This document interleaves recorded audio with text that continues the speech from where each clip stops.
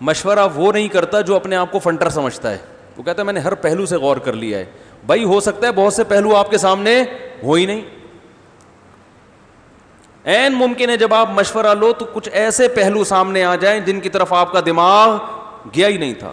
ہمارے نبی صلی اللہ علیہ وسلم نے صلح حدیبیہ کے موقع پر جب مشرکین مکہ سے ایگریمنٹ کیا, مشرکین نے کہا آپ اب احرام کی حالت میں آ چکے تھے, آپ اس سال عمرہ نہیں کر سکتے. اب شریعت میں حکم ہے کہ احرام کو کھول کے سر مڈوایا جائے, سر منڈائیں گے تو احرام کھلے گا.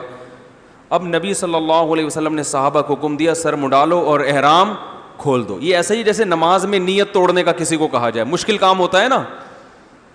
تو صحابہ نے کہا ہم نے احرام میں آ گئے, عمرہ کیے بغیر تو احرام کھول نہیں سکتے نا, اب کیسے کھول دیں احرام, دم بھی دینا پڑتا ہے اس میں اور عمرہ بھی واجب ہو جائے گا. تو ایک عبادت کو ادھورا چھوڑ کے ہم کیسے احرام کھول دیں, سر منڈا کے, ابھی عمرہ کیا نہیں ہے اور احرام میں آ کے ہم کیسے احرام کھول دیں, کیونکہ پہلے زندگی میں کبھی ان کے ساتھ ایسا ہوا نہیں تھا. اور کھولے بھی مشرکین کے کہنے پر, کافروں کے کہنے پر,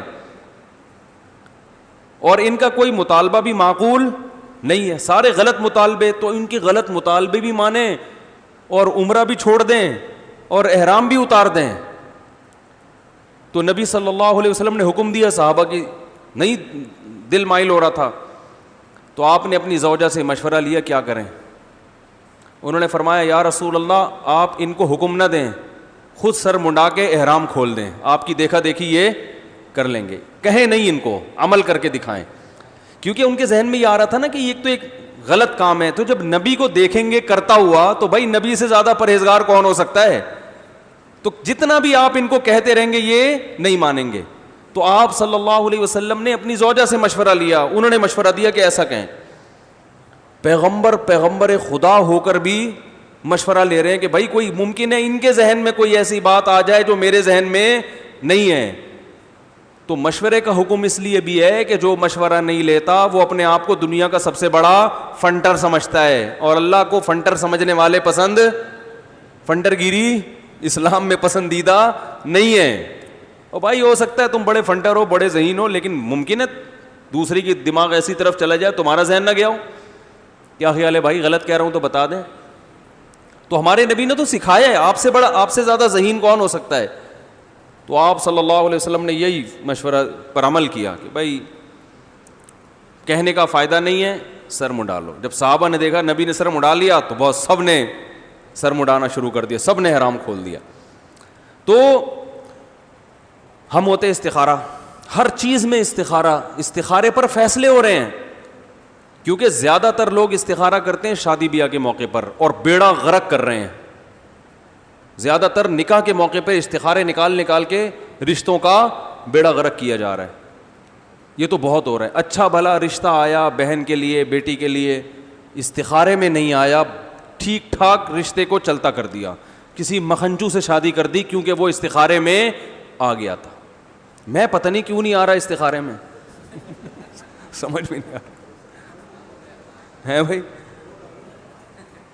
اچھا خیر, تو پتہ نہیں لوگ بیوقوف کیسے بناتے ہیں. تو یہ بیوقوف بناتے ہیں کہ بتا رہا ہوں, تو یہ مزاح کر رہا ہوں, اس کو سیریس نہ لیں بھائی. تو استخارہ نکالا,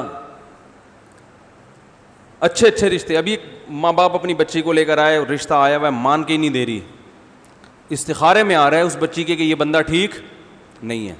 تو میں نے کہا یہ اس کو سمجھ میں ہی نہیں آ رہا ہوگا, لڑکا پسند نہیں ہوگا, استخارے کی پہ ڈال دیا. آج کل یہ بھی ہے کہ جو چیز سمجھ میں نہیں آ رہی استخارے پہ ڈال دو. بدنام کون ہوگا, استخارہ ہوگا, ٹھیک ہے نا. بدنام کون ہوگا, وہ ہوگا انہوں نے بولا, اس میں نہیں آیا. تو مسلمان گراؤنڈ ریئلٹی کو دیکھ کے فیصلہ کرتا ہے, استخاروں کی بیس پہ فیصلہ نہیں کرتا. استخارہ کرتا ہے اللہ سے مدد مانگنے کے لیے کہ بھائی اللہ ہم نے پورے اسباب اختیار کر لیے. فیصلہ کرنا تو ہمارے اسباب سے ہوتا کچھ نہیں ہے, ہمارے اسباب سے ہوتا کچھ نہیں ہے, ہم نے تو سب کچھ کر لیا, اب مدد کون کرے گا, تو اس کے لیے استخارہ کیا جاتا ہے کہ اصل فیصلہ تو تیرا ہے. ہو سکتا ہے میں صحیح سوچ رہا ہوں لیکن وہ غلط ہو, اور جس کو میں غلط سمجھ رہا ہوں ہو سکتا ہے وہ صحیح ہو. تو بس تو کہیں میں نے تو جو کرنا تھا کر لیا, اب تو وہ کرا جو تیرے علم میں بہتر ہو, کرانا وہی تو نے, ٹھیک ہے نا, میرے فیصلوں پہ نہ جانا. تو ہمارے نبی نے غزوہ خندق میں مشورہ لیا صحابہ سے. تو اور دوسرا مشورے کا اصول یہ ہے کہ مشورہ اس سے لیا جائے جو اس فیلڈ میں ماہر ہو. سمجھ میں آ رہی ہے بات؟ جنگ لڑنی ہے, مشورہ حکیم سے لے رہے ہیں. مشورہ کس سے؟ وہ غزوہ خندق میں آپ صلی اللہ علیہ وسلم نے جنگ میں قبائل کی جنگ کو روکنا تھا نا, دفاع کرنا تھا. تو یہ نہیں کہ عرب کے جتنے حکیم ہیں, ایران کے جتنے حکیم ہیں سب کو بلا لیا ہو, ایسا نہیں ہے. جنگی ماہرین کو بلایا. اور آپ صلی اللہ علیہ وسلم نے خاص طور پر وہ یہ جنگ ایران میں ہوا کرتی تھی کہ چاروں طرف سے قبائل, تو سلمان فارسی سے مشورہ لیا کہ عرب تو اس جنگ کے عادی ہے ہی نہیں, آپ بتاؤ کیسے یعنی اس موقع پر ہم کیسے ڈیفنس کریں. تو سلمان فارسی رضی اللہ تعالیٰ عنہ نے مشورہ دیا کہ یا رسول اللہ, ہمارے ہاں ایران میں فارس میں ایسی جنگیں ہوتی ہیں تو ہم خندقیں کھودتے ہیں. تو ان کے مشورے پر عمل کیا گیا. پھر